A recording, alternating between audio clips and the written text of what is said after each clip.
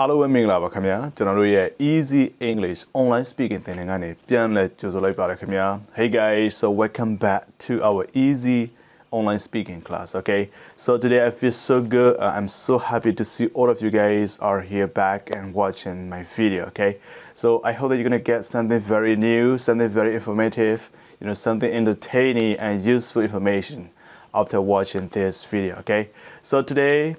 alright guys, so today in this video I will not be talking about English language. Okay, so I'll be sharing and I'll be talking about something very interesting, something new for you guys. Okay, so I hope that you're gonna like it. I hope that you're gonna like it, and I hope that you're gonna get something very interesting, something new, and something inspiring. Okay, after watching this video. Alright, so this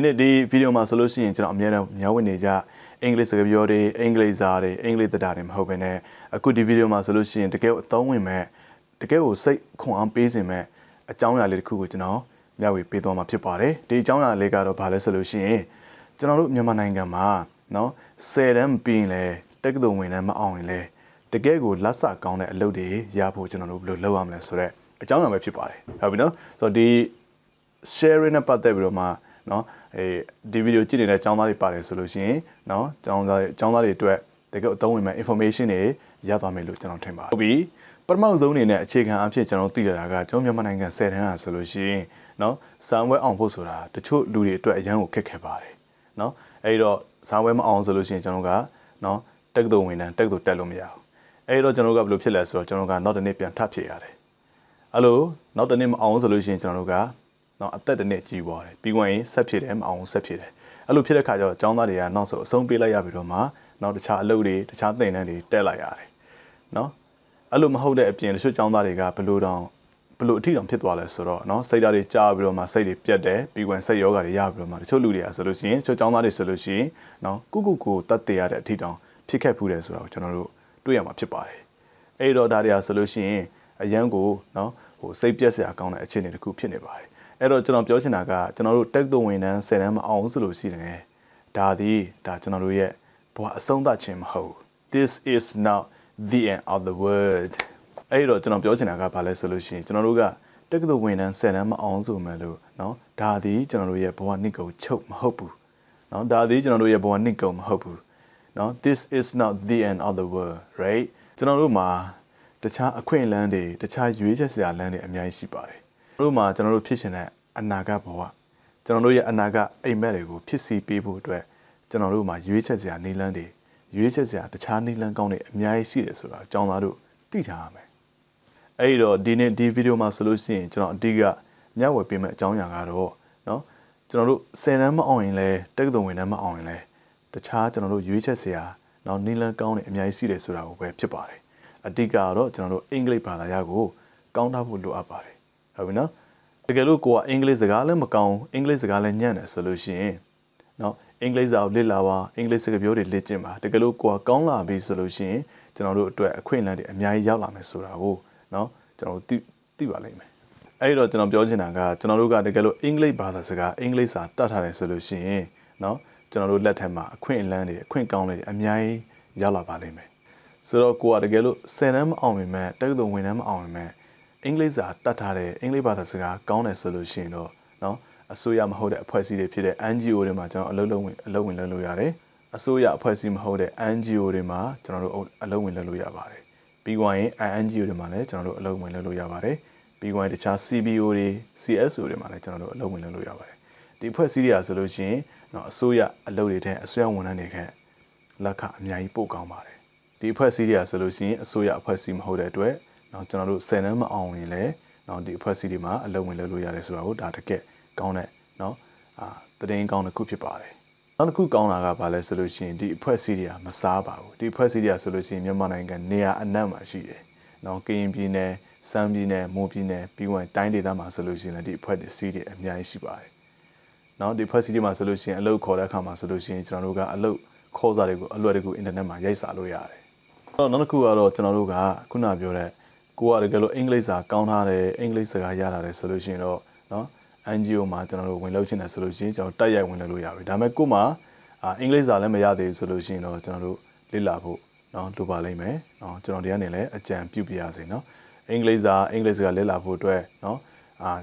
သင်တန်းတွေဖွင့်လာတာအများကြီးရှိတယ်เนาะကျွန်တော်နေတဲ့ data တွေမှာကျွန်တော်နေတဲ့မြို့တွေမှာကျွန်တော်နေတဲ့လူမှုဖွဲ့စည်းတွေမှာဆိုလို့ရှိရင်နောက်သင်တန်းတွေပြီးဝင်အစိုးရမဟုတ်တဲ့အစိုးရနဲ့မသက်ဆိုင်တဲ့တခြား learning center တွေအများကြီးရှိတယ်အဲဒီသင်တန်းတွေမှာအဲ့လို learning center မှာဝင်သင်ပြီးတော့မှရလာတဲ့အောင်လက်မှတ်တွေကိုသုံးပြီးတော့မှကျွန်တော်တို့ NGO တွေမှာအလုပ်ဝင်လုပ်လို့ရပါတယ်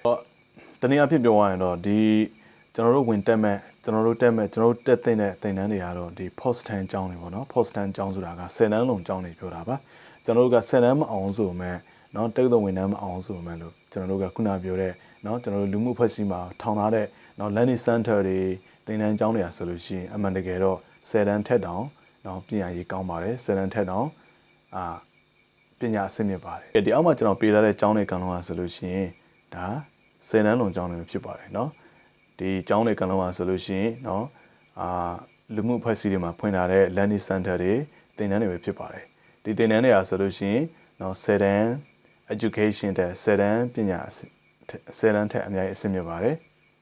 ်ဒီသင်တန်းတွေအားဆိုလို့ရှိရင်အဓိကဘာတွေသင်ပေးလဲဆိုတော့အင်္ဂလိပ်စာသင်ပေးတယ်เนาะပြီးရင်ကွန်ပျူတာဘာသာရပ် skill တွေသင်ပေးတယ်ပြီးရင်တခြားအတတ်ပညာ skill တွေဖြစ်တဲ့เนาะ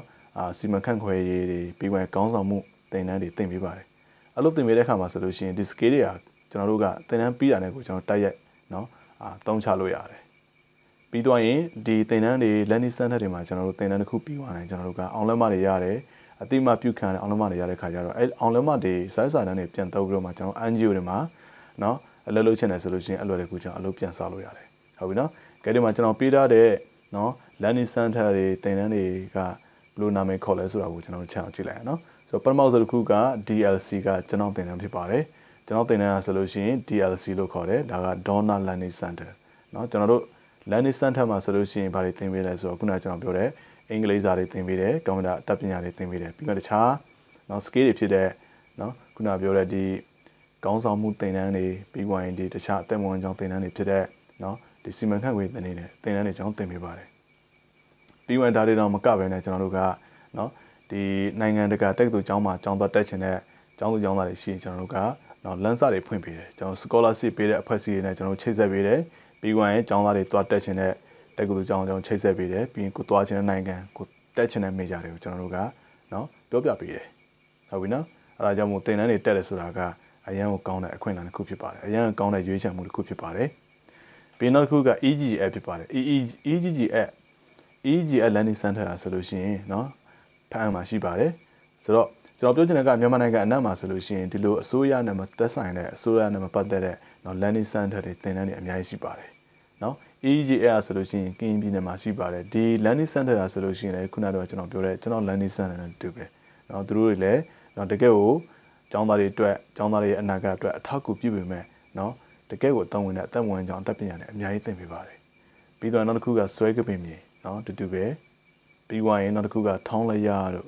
့ပြီးွားနောက်တစ်ခုက B4A တို့